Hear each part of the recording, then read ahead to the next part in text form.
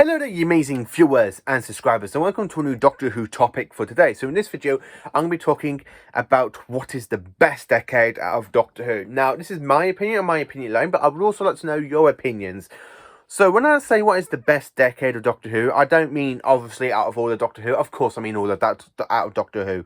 So for me, I have to say before I get into my opinion, like for the 60s, 70s, 80s, 2005 to 2010, sort of like the 20s decade, and then 2010 to 2020 is one big massive decade. So I want to talk about my favourite decade of Doctor Who and why I think this decade absolutely is a miracle during this era out of this decade. So of course my favourite decade out of Doctor Who is of course the 1970s.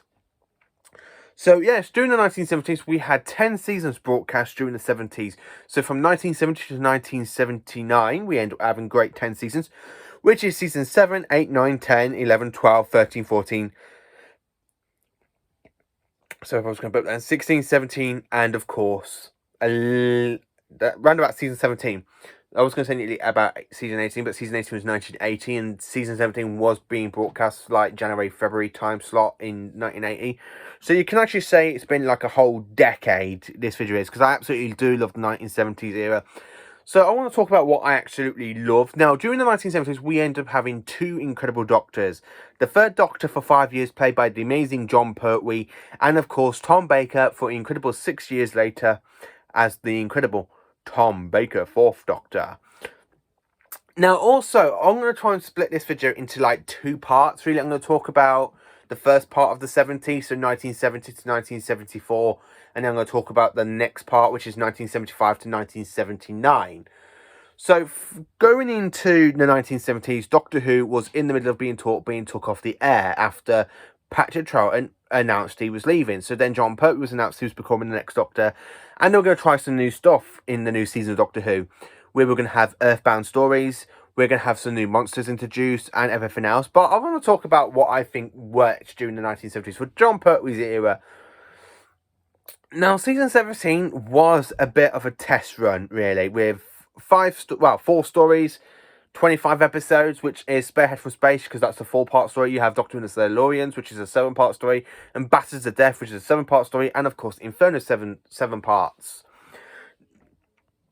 But season 7 was the test run for the Pertwee era to see if viewers will still watch Doctor Who, even though the Doctor is stuck on Earth after being put on trial by the Time Lords and exiled to Earth.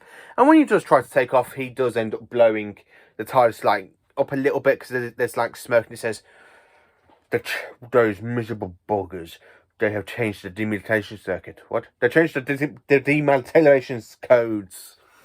I'm stuck on this planet, like that. And I like the way Jon Pertwee does it when he goes, I do like the fact. Now, during the 1970s, we do have some great villains introduced, like Santarans, the Master, the Autons, the Rutans. And that's some of the classic ones I'm going to be mentioning.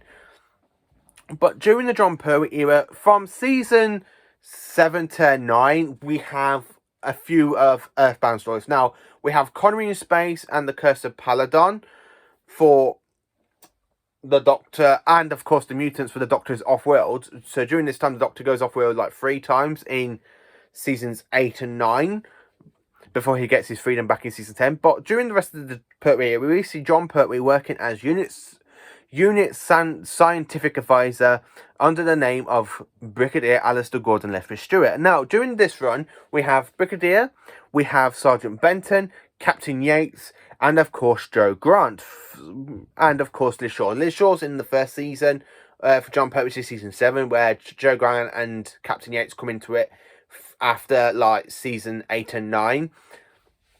And a lot of the stuff does work, because the third Doctor, why during this time, he stops an Auton invasion twice, he defeats the Master quite a few times, he stops the Silurians, he stops the Sea Devils, he ends up fighting a great alien demon or daemon. And then, of course, when we get to the 10th season of the show, he gets his freedom back after he teams up with his first two incarnations, played by William Hartnell and Patrick Troughton, to team up against the Time Lord known as Omega. And of course, the Doctor gets his freedom back during this episode. And then for the rest of season 10, the Doctor goes off-world apart from the Green Death, because that's when he's back at Unit HQ and he's there like working with Unit and everything. So that's mainly a little bit of the Perry era.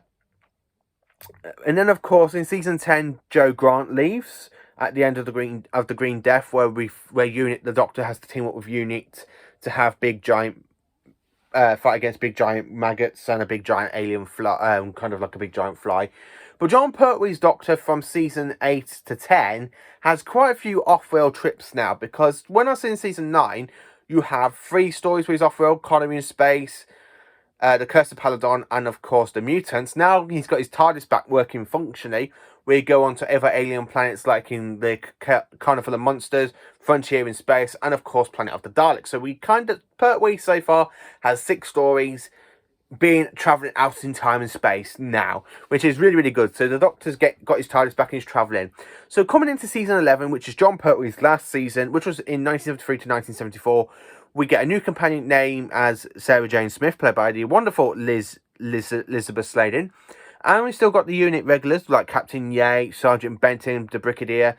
Now, we do have quite a few unit stories in this. We have Unit for a little bit of the Time Warrior before the Doctor goes back into medieval times to find out an alien known as the Santaran Lynx has crash landed and he's got to go and rescue the human scientist that Lynx has gone and kidnapped.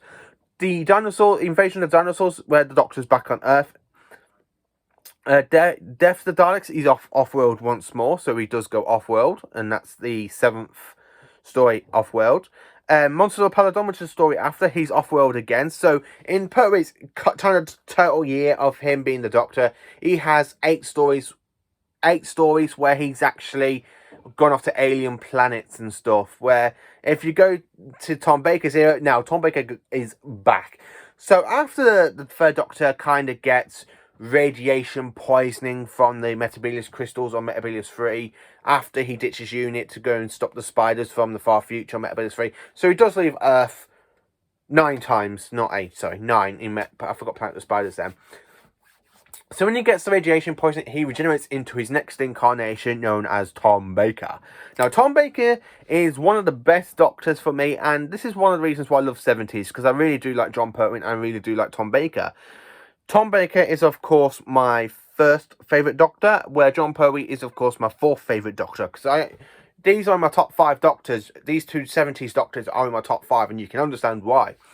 Because Tom Baker, even though he does like go to Unit quite a few times, like he's there in Robot, and then he's there in the Terror of the Zygons, and then the Seas of Doom, he's back. So he ends up having 3 stories with Unit, and then and the Invasion of Time as well. Because the Invasion of Time, the Android Invasion. That's it. The Android Invasion. He works with Unit as well. So he works with Unit like 4 times during his era, and then for the rest of his era, Unit kind of fades out, and he's off travelling with Sarah Jane, Leela, K9, and Harry, Romana 1 and Romana 2.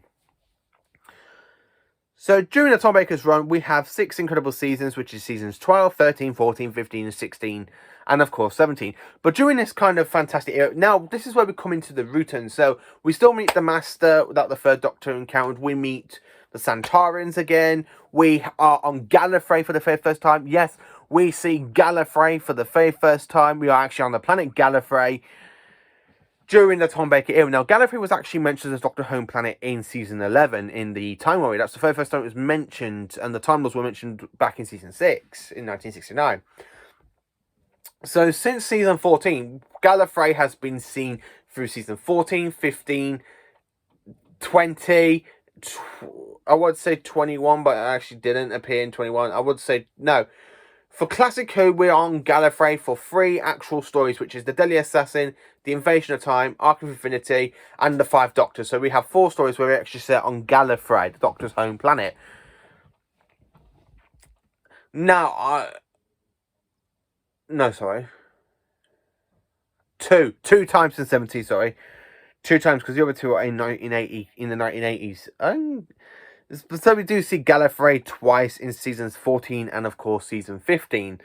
Where season 14, the Master is trying to use the stash of Rassilon to gain the power to have extra regenerations after he drains the Eye of Harmony. Where in the next previous story, Gallifrey's invaded by the Fardons, and then of course the Santarans. So talking about Tom Baker's incredible year, I absolutely do like his era. As I said, Tom Baker's my favourite Doctor. I mean, would you like a jelly baby? Now, the 1970s is the best decade out of Doctor Who. Now, I'm going to say 10 incredible stories that I really love from the 1970s. There are literally 10 great ones, and these are in my mind. Spearhead in Space, Inferno, Terror of the Autons. Then, of course, we have The Curse of Paladon for Season 9. Season 10, The Three Doctors. So that's 5 so far. Season 11, I have to say, is Planet of the Spiders. And then, of course, we have Genesis of the Daleks. We have Pyramids of Mars. Then, of course, for Season 14, we have the Deadly Assassin, which I really love. I really do love. Even the City of Death, and that's one of my favourites, and that's in the last season of the decade. I just absolutely love these incredible stories. Now, if I was going to do a 20 list, there's probably a hell of a lot. So, naming all the episodes and stories that we have Spared from Space, Doctor and the Silurians, The Ambassador's Death, Inferno, Terror of the Autons, Mind of Evil, Claws of Axis, Economy of Space, and the Daemons. That's season 7 and 8. Season 9, we literally have Day of the Daleks, Curse of Paladon, the Sea Devils, the Mutants, and the Time Monster. Season 10, we literally have the Three Doctors, Chronicle of Monsters, Frontier in Space, Planet of the Daleks, and the Green Death. Season 11, Time Warrior, Invasion of Dinosaurs, Death of the Daleks, Monster of Paladon, and Planet of the Spiders. So that's every single story for the John Pertwee era. Now, going into Tom Baker's era at this point, we have Robot, The Ark in Space, Santoran Experiment, Genesis of the Daleks, Revenge of the Cybermen, Terror of the Zygons, Pyramids of Mars, The Planet of Evil, The Android Invasion, Brain of Morbius, The Seas of Doom. Then, of course, we have The Mask of Mandragora, Hand of Fear, The Deadly Assassin, Face of Evil, Robots of Death, The Talents of Wing Chiang. And then going straight into season 15, we have Horror of Fang Rock, The Invisible Enemy, Image of the Fandal, The Sunmakers, Underworld, and of course the Incredible Invasion of Time. Season 16, we have the invasion, the Key to Time, really, which has the Rebus Operation, Pirate Planet, Stones of Blood, the Androids of Tara, Power of Kroll, and of course the Armageddon Factor. And then season 17, which is coming out on Blu-ray tomorrow, is of course Destiny of the Daleks, City of Death, Creature from the Pit, The Haunts of Nymon, Nightmare of Eden, and then, of course, Shada. So they are incredible episodes from the Tom Baker's era from 1970 and John Pertwee. So that's every single story from the 1970 to 1979. And the 1970s, I have to say, it is just one of the best eras of Doctor Who. It's actually the one kind of decade I do go back and rewatch every single point in a year. I really do like this. I do like the 70s. I really do love them. I really do like it. The storytelling in the 70s are a lot better than what we get in modern Who today. Now, I was going to talk about my second favourite decade. It was probably the 1980s, then the 1960s. Because I just love classic Who so much. But I really enjoy the 1970s the most. It is the best decade of Doctor Who. So let me know in the comments what you think. What is your favourite decade of Doctor Who? Is it the 1960s, 70s, 80s, 90s? I would say 90s, but Doctor Who was off air, but we did have the TV movies. So yeah, around about the 90s. Say the 2000s, and then 2010 to 2020. So let me know in the comments what is your favourite decade. And thank you for watching this video. Please do like, subscribe and share. And have a great day.